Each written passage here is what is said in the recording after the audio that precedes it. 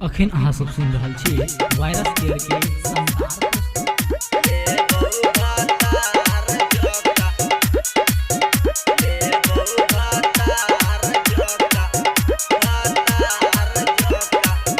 चौड़ी चौरा में सब कुछ बाँटै छी, हम मांगे छियो त हमरा डांटै छी।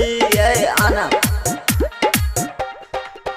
चौड़ी चौरा में सब कुछ बाँटै छी, हम मांगे छियो त काहे डांटै छी।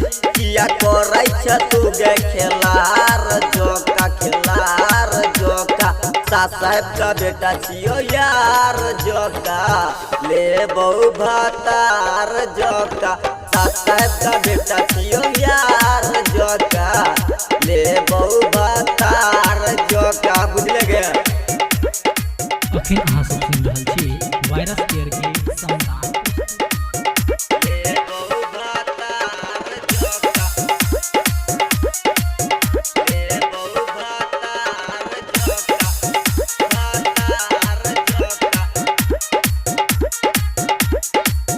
हम छियौ गे तोहर दीवाना, किया करै छै गे माना गे।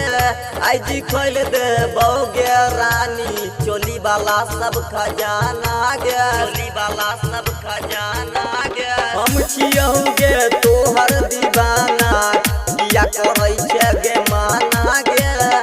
आज खोल देबौ गे रानी चोली वाला सब खजाना गे। तू ही दे देना हमके प्यार जेना, प्यार जेना, साहब का बेटा यो यार जेना, ले बहु बतार जेना, साहब का बेटा यो यार जेना, ले बहु बतार जेना। अखन अहाँ सब सुन रहल छी वायरस केयर के संसार।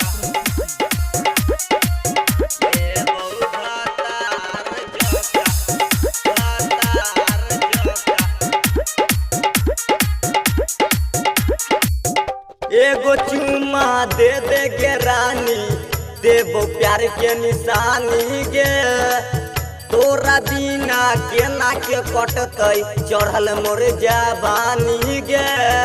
एगो चुम्मा दे दे गे रानी, देबो प्यार के निशानी गे।